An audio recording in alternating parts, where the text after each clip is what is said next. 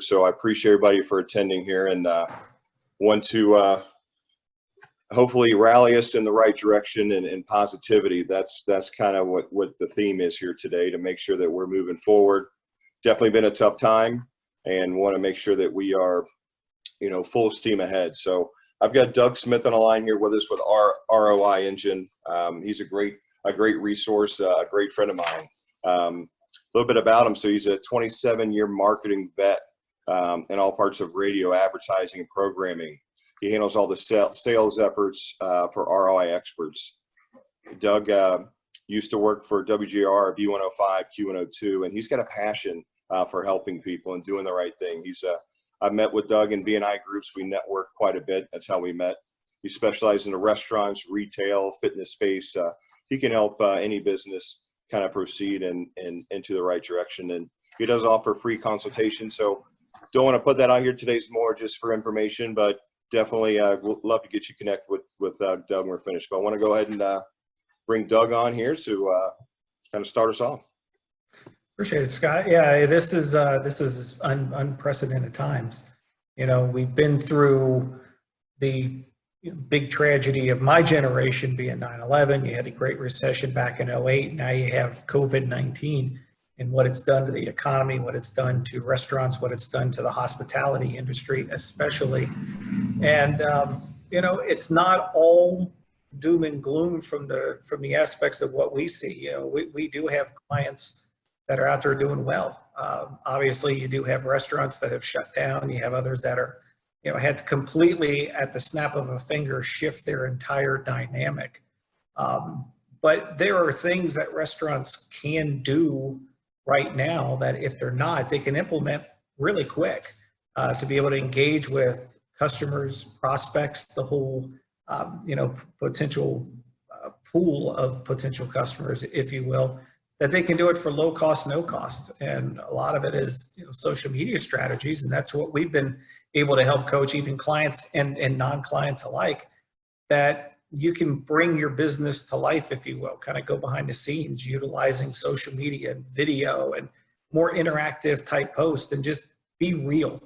And we're seeing a lot of success with that across the board from clients who we work with, not only here in the States, but we also work with restaurants in Canada as well as over in the UK.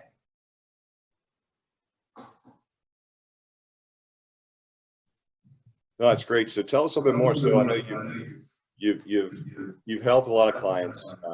I know knowing you started in the pizza business. That's kind of where ROI began, from my understanding. From about a year ago when we met. You've been with Matt Plapp. He's a great entrepreneur. If you haven't followed Matt Plapp, I highly encourage you to on YouTube. And he has a positive message. He always has for many, many years. So tell me a little bit about how things have evolved and how you've helped different companies, ranging from pizza to fitness and everything in between. Just kind of share your experience on how they can strive in a time like this. Yeah, the Cliff Notes version of it is Matt, who created the platform back in 2015, really built this as a way to be able to help track your marketing. And as you mentioned earlier, I worked in radio forever. Matt worked in radio for a long time, owned another business with his dad and his brother. And one of the biggest mysteries about any kind of marketing is, does it work? In 20 plus years of radio, and I had some pretty big clients spending hefty dollars with me, I could never sit down across from them at the end of a month and say, okay, you invested X and here's what went into your cash register. So one of Matt's clients, a pretty prominent restaurant chain, it has multiple locations here in the United States, they were questioning social media. So they had a budget of over $1 million a year for multiple markets, and they bought pro sports teams and radio and TV, and they did all this. But when it came to social media, it was like, yeah, right, you better prove that it works, which was kind of like, well, wait a minute. How do you really know if anything's truly working or not? So Matt came up with the concept, which was the genesis of this platform, in which over a one-day promotion that they spent a couple $100 on Facebook ads, it generated over $18,000 in trackable sales. Well, the owner comes back and says, hey, you know what? I can deposit $18,000 in the bank, roll with it. So that's where it all started. Well, then another restaurant starts hearing what someone else is doing, and it starts to grow. And then Matt capsulized it all in a book, and it sells really well on Amazon. And it pretty much put into picture what the platform is. And that's where things just exploded. We help and coach and mentor several hundred agencies around the world on this platform, that they use it not just for restaurants, but they use it in different verticals. Matt and I's main vertical is the restaurant space. But really the main point of it is building a database so you know who your customers are, and not just by name or just an email, but what are they spending? How often are they coming in? Being able to know them and build a relationship with them. And it's having that database, because traditional marketing, like I've made a pretty good living selling radio forever, but if you wanted to tap into my radio audience, you had to keep paying me month after month after month. So with this, you're investing to build a database, and then the database is what drives sales. And this situation right now that we're going through is a great example of what happens when you have a database. We have some clients who've been with us for anywhere from, say, 3 months upwards to about a year, and they have a database that when all of this shifted and it was no more dine-in, it's only carry out, that they were able to turn around and tap into this, and their sales have remained, pretty decent. Now, are they killing it like the way that they were beforehand? Not, no, but they're doing a heck of a lot better than they even thought they would, because they had a database that they could turn around and they could talk to. But there's also different things that restaurants are doing outside of even the database to be able to be real. Utilizing social media, Facebook, Instagram, things like that, to be able to engage with your customers. One of the things that we've instructed all of our clients to do, and even people who aren't our clients, we're just like, look, if you want a restaurant, here, do this. Going live on your Facebook page, posting up videos on a daily basis, highlighting and profiling some of your employees, because everyone talks about, hey, spend your dollars locally, whether you're a big name brand or you're a small mom and pop. Pretty good chance you have franchisees. Well, those franchises are owned by local people and it's local employees. So you're still supporting the community and profiling your employees and say, hey, when you come here, when you spend your dollars here, you're helping Bill. And Bill is a single father of 2, and he does this, and he does this, and he does this. We have one client that's out in Oklahoma right now, one location barbecue restaurant. They've been doing that. They have people coming through their drive-through, picking up their carryout, and they're referencing these employees by name, and they're giving extra tips. Hey, by the way, I saw Bill's story today on your Facebook page. Here's an extra $20 for Bill. And it's really humanizing. And so instead of just saying support local, they're putting a face with it, and they're really tapping into that emotional aspect. And those are just different, unique things that you can do even outside of having an overall database, but just making it real. No, that's great. I appreciate it. I think that, and times like these, those things that maybe you don't think about are some of the most advantageous, and having a chance to breathe, slow down, take a breath. Many of us don't stop. I still haven't stopped, and I'm sure neither have anybody else that's on this call. Just trying to reevaluate, take some time to refocus, and kind of do the things that you mentioned, things that we thought about doing but never implemented. So you mentioned kind of the barbecue, gentlemen, and I saw on YouTube your guys' interview. Thought was great. So tell me a little bit more about maybe somebody else that stand out that maybe is doing something a little different that seems to be working. What is your experience there? Any other companies kind of stand out that might be diversifying, maybe doing things different than they had 2 weeks ago? Yeah, I think even here locally, now it's no one who we work with, but I had noticed how Frisch's here locally, Frisch's Big Boy, was promoting the fact not only delivery, but they were tying in the fact that they could help bring you groceries. What restaurant's saying, we'll not only bring you food, but we'll help bring you groceries, It's who can respond the quickest, who can pivot, And this is really where creativity comes into play. You need to take off your normal everyday type hat and put it off to the side, because in a situation like this, there are no, rules. You really got to get creative. And so, we have another client that's out on the West Coast, that's out in Washington State, and that's been the epicenter of all this. They were pretty solid on their social media in the first place.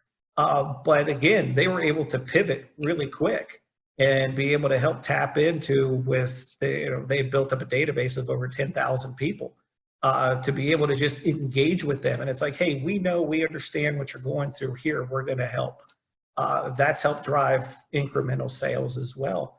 The ones that just stand out that are willing to, I guess, I don't know if I should say, look foolish or take chances, are the ones who are going to have the most success right now. And again, I'll go back to the barbecue place, because Brian made a comment to me one day that he did a live and he mistakenly said his wives, meaning plural, where it sounded like he had multiple wives, and someone called him out on it. People have been giving him grief, but he had the guts to go live. And if he screws up, he screws up, but it makes him real. And I think it's, there's numerous examples that if you're online of people doing things a little bit different, not the copy paste email that everybody has posted on, the how they're sanitizing, doing things, how they're all doing delivery now. Because everything changes so quick and it's so fluid, it's stand out. What can you do different to be able to stand above the crowd? I think that's really the biggest thing right now. And as you look at how the wave went across the country, it was the shock, it was the uncertainty, and it was, how are we going to survive? How can we keep our employees going? Everyone's gone through that. And now it's coming to where it's the point of, okay, here is life right now. So it's kind of where the dust has settled a little bit.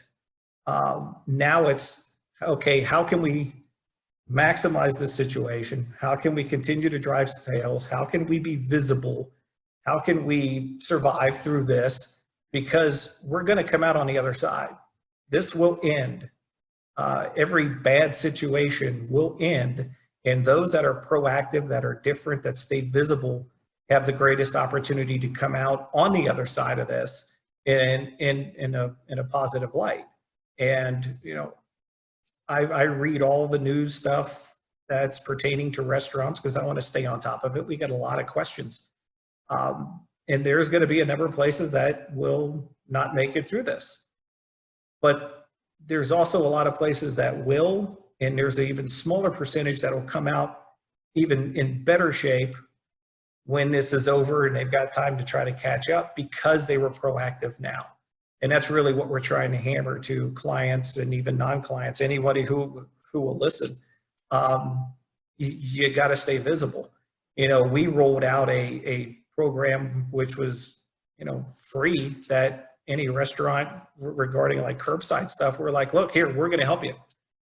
And we reached out to a lot of different places, and a very small percentage of them took us up on the offer, which was really kind of surprising. It's like, look, here's something, here's free, here's something that we can do. We want to try to help. There was a small percentage who took us up on it. And the small percentage who took us up on it, you can look back and see what else they're doing. They're the proactive people.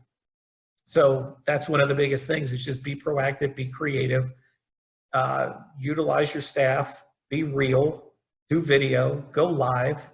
What can you offer that's creative? Now it seems like, there's several restaurants that have caught on across the country. There was some pizza place, I forget where it was, that, hey, when you order food from us, when we deliver it, we're going to bring a package of toilet paper.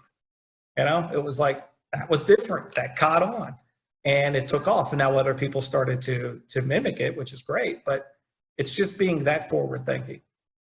Yeah, so you mentioned kind of the free thing, and it's in a time like this, when you hear free, you think sales. I think that's just what naturally comes to any business owner's thought process, and business owners here and have a lot on their plate, trying to really look at their P&Ls, you know, see where they're going to go and make some changes. So, but I do want to talk a little bit about, because the free thing is at the chat box, because you mentioned something pretty cool. So to me, I try and stay on top of technology, and that's where the world's going. So right now we're all connected here on Zoom. We would, Oh yeah. some people have, some people haven't the last month, but you know, I'm still learning, trying to get things rolling here, but it's going to be, this will evolve in a huge platform, I think, for the opportunity for many business owners to take advantage of, as well as many others. So speaking of technology, tell me a little more about that. You know, your chatbot you kind of mentioned. So that was pretty cool how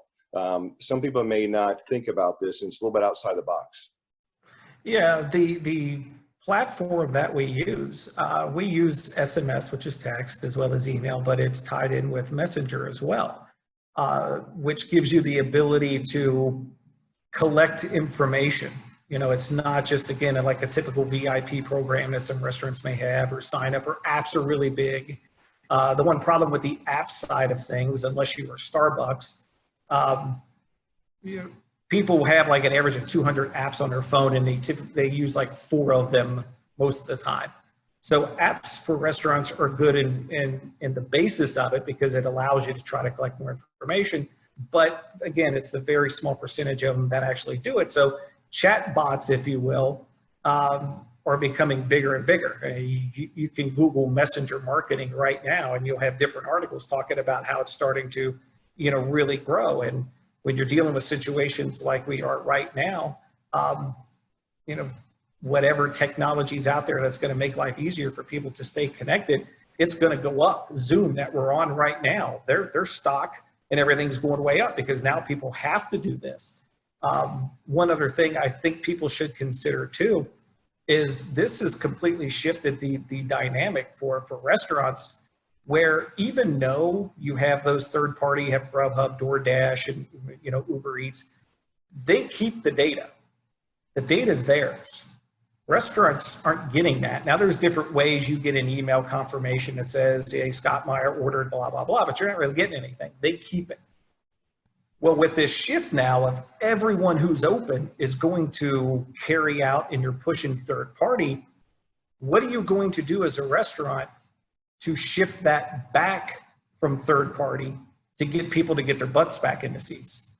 Because, you know, right now, no matter how long this goes, 2 weeks, 4 weeks, 6 weeks, whatever this is, people are being trained to do things differently. They don't have to get dressed to go out and eat. They're sitting there with their feet propped up, and they can order their favorite wings and burgers and everything else in restaurants that normally didn't do delivery. Now they are. So people are going to realize, go, man, this is actually pretty sweet. I don't have to get out. Now, I know you can negotiate different fees and things like that with the third parties, but typically, from what I understand, I may be wrong, if someone's on this, please correct me, but they're typically collecting like a 30% fee. Now, some people look at that and they look at it as a marketing expense or whatever else, but that's 30% off your bottom line. If your customers who typically came in and paid the tips to your wait staff and came in and ate, which gave you the opportunity to hopefully upsell, maybe push desserts or whatever else, they're now becoming accustomed to being able to order inside the house. So what are you doing to think ahead to potentially offset that new shift?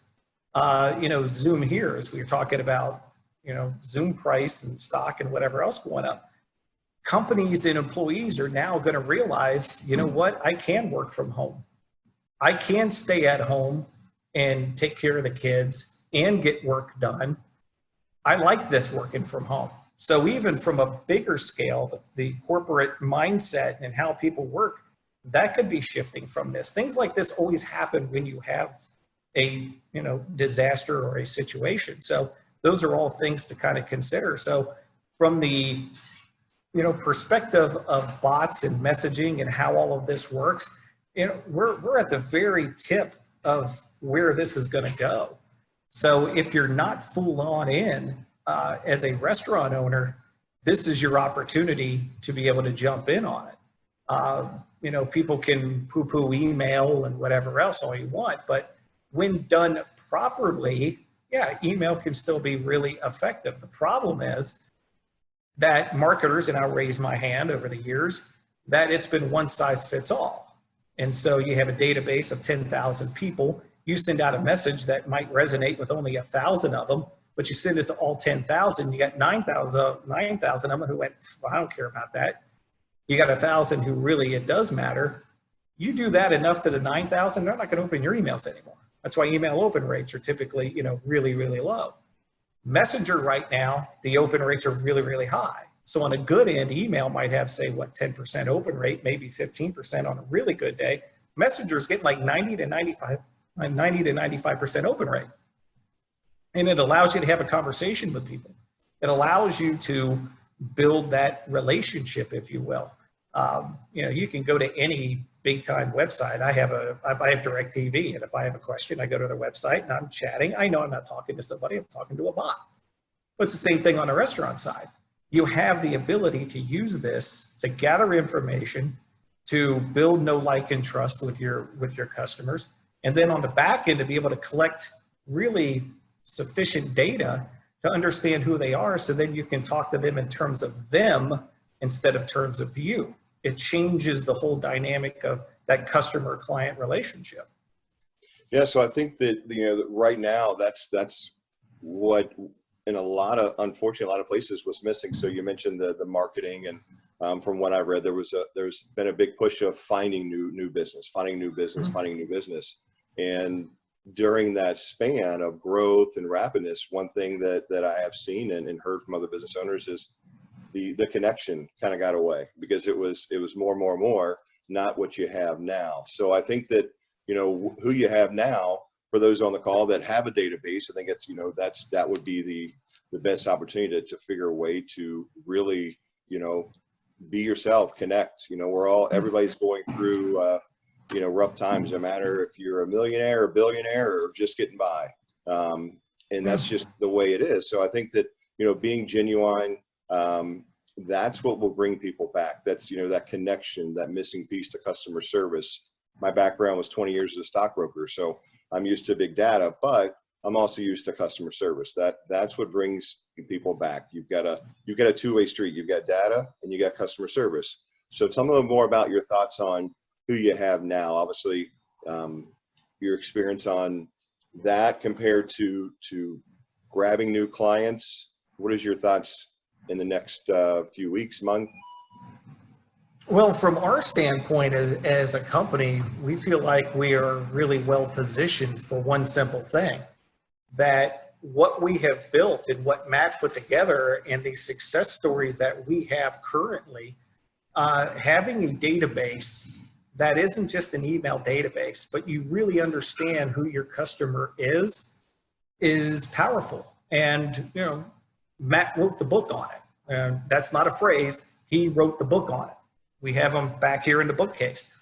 And the interesting thing is too, we take the approach that our best customers are actually going to lead us to new customers, because we get testimonials, we get emails all the time of people saying, man, what you guys are doing is really paying dividends. We have clients who now understand the ROI aspect, and they're saying, hey, look, I'm getting a 7-to-1 ROI, and this is great. I'm getting a 3-to-1 ROI. I got a 4-to-1 ROI. They've never been able to do that before. So it's good and bad, because now they got a new shiny toy and they start looking at all the numbers that they've never looked at before. And then they start asking a bunch of questions, which is great. But our current customers are going to help us find new customers. And that's the one thing that restaurants, we hear so often when we talk to someone is, well, I've got my good customers. I'm not worried about them. I just want new customers. And if you say that, you're really missing the point. Because when you use Facebook, social media properly, which a lot of them don't, your new customers, you can find them that look like your current best customers. There's ways to do that. And that's one of the powerful things with our platform, is not only knowing, Scott Meyer, and we know your name, we've got your email, we have information, we know what's brought you in, we know how many times you've come in, we know what you spent. But being able to take that information and feed it back into Facebook, to where now we're marketing to people who look like you. And with Facebook's profile on the back end, you know, on average, every person has like 110,000 points of interest inside Facebook. I mean, Facebook knows all this stuff about us. So being able to take the information that we're able to compile in our program, match it up with what Facebook knows, then you feed that back in. It's not like we're going to try to go target all, you know, 50,000 people inside of a certain area. There may be 10,000 that really seem to resonate and match who your best customers are. Those are the people that you want to go after, because now they look like your current best customers. When you get them in the door, you have a much higher percentage or an opportunity to be able to get them to become good customers right out of the gate. So you're going after quality instead of overall quantity.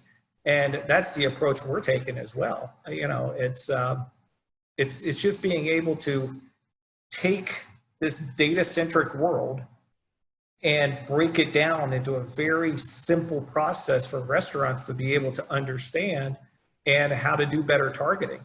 On the targeting standpoint, Facebook readily admits one of the biggest mistakes they made was putting that little blue boost button back there. If you've ever done Facebook marketing for your restaurant or for anything else, and you build a little ad set and you put 20 bucks behind it and you hit the blue boost button, you might as well just lit that $20 on fire because you didn't do anything with it. Where if you're able to really strategically target specific people based on no likes and interest, you hit a smaller set of people more strategically, you're going to get much better results from it. And those are a lot of the things that we help coach our clients on that, you know, quite frankly, even some of the big names who we work with, who've had, you know, they've got the big ad agencies. When we show them what we do, even the ad agencies go, I had no idea you could do this. And it's just trying to be a little bit more strategic with it. I hope I answered your question. No, yeah, I mean, that's pretty much kind of spot on. Was looking for kind of the difference in, you know, what you've seen in the with your clients. So one thing I want to address is kind of the aspect of, you know, there is the influx coming. They say 3 weeks now, 3 to 4 weeks, I think, when everybody's gonna get their checks. So just myself kind of reflecting back in time to the different time that we did have the influx, that's when restaurants took off.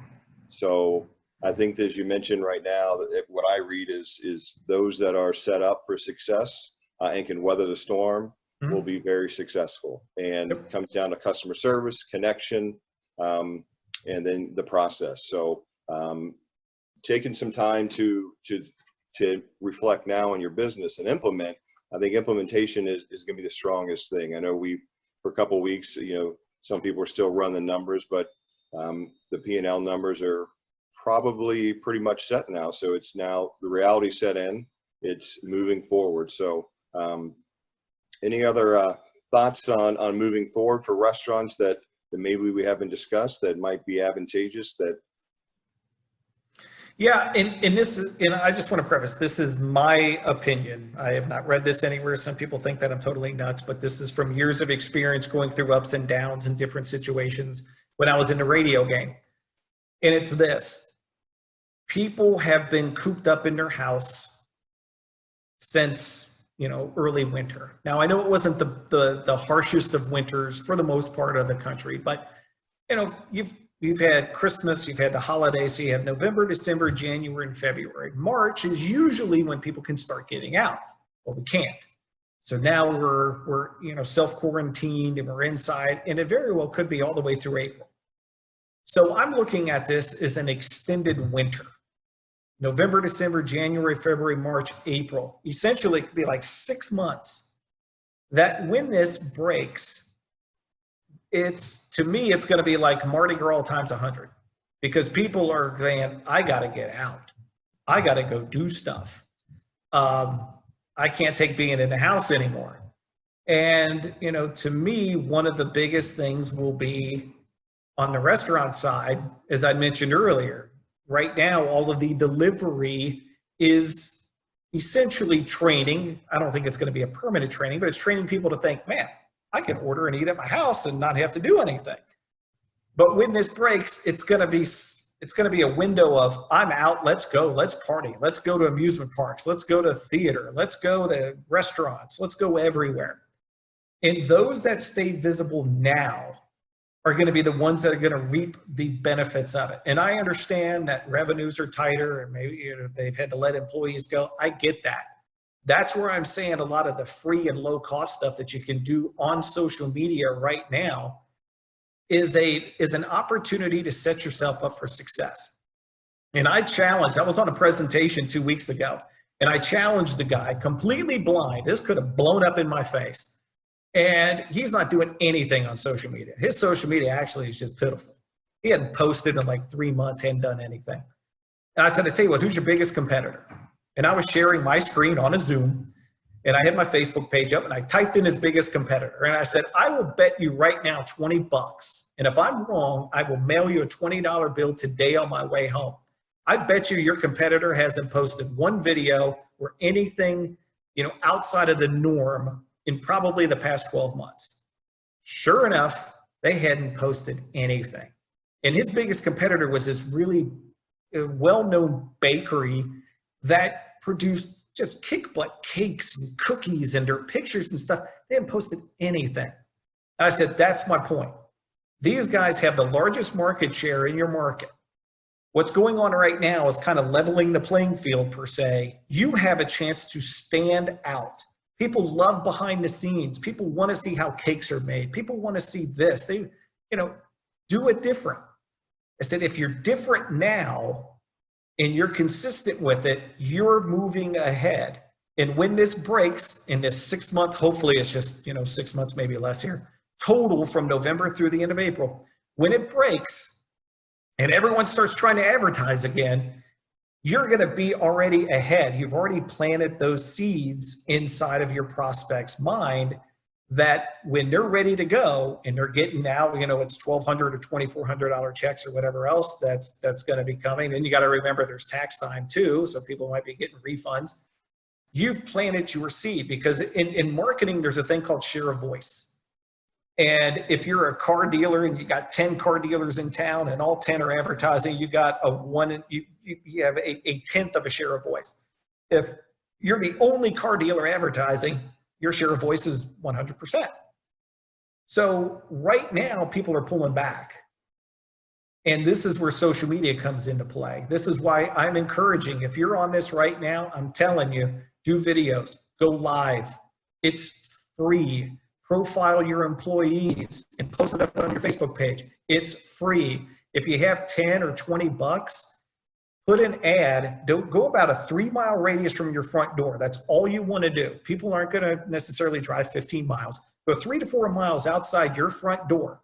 Create an ad, specialize it, and say, hey, we want to see you. We understand things are tough or whatever, but we want to see you. And make it fun. Do something goofy. Do something, that's different. And just hammer it. It's not going to cost you thousands of dollars to do it. If you do that now, today, and you're consistently doing that for the next couple of weeks, when it breaks, and I hope I'm right that it's the Mardi Gras times 100, you are going to be well positioned.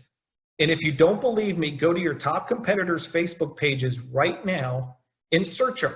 See what they're doing. Are they doing the same post you're doing? Are they doing videos at all? Are they doing something unique? Maybe they are. Chances are they're not. So that's free advice from me to you right now. Be different, be creative, have fun, use these free to no cost ways of doing it, or low cost ways, and it's going to separate you. I promise you, it will separate you. No, that's great. I think that's the wave. That's the future. Like, how do we come out from here to go forward? And if you guys haven't looked, I highly encourage you to be different, be unique. Share at minimum 10 to 50 times a day. You might say 50 sounds extremes, but based on algorithms for this free, when you're posting, people don't see that. You want people to log on, and when they log on, they see your post. If you're posting once a day, twice a day, you're missing a lot of people. Just the way it is. So one thing that I've heard, and I'm getting ready to do, and like I said, being unique, TikTok. Relate to the 14. Think about when you're 14, 16. Take your business, because kids are going to drive this business as well. things have changed in the marketplace. So these kids have been cooped up. The parents want to get out. So where do you want to go? So if you're on TikTok, if you got a overly friendly person that works with you, you might not be social. That's okay. You might have a brother-in-law or somebody that stands out that can just share your voice. Share your voice. It's free. So that's what I wanted to come across today. There are a lot of things that if you set up now, don't cost a dime, and you can set yourself in a great place going forward. So, and you know, one thing I wanted to throw in just real quick, Scott, is that also if you have a database, I don't care if it's just email database, use it. Don't just send out the same old stuff. Again, be creative on that. Great example. I had a sales presentation this morning with a guy who owns 3 restaurants in New York. Now, New York has been devastated, but this guy's one of the few. He's thinking ahead. He's saying, hey, I'm looking at, 6 to 8 weeks from now, where can I be? So he wanted to look at our program. First question I always ask is, do you have a current database? And he proudly said, yes, I do. I said, how many's in it? He goes, 4,100. Great. How have you been using that database to stay connected with your customers? His answer? Well, I sent out one email that was the copy paste of the COVID-19, how we're staying sanitary. I said, you haven't reached out to any of them? No. Do you have text? Yeah. Do you have text permissions? Yeah. Have you texted them anything? No. I said, dude, that's like having a Ferrari and you keep it in a garage.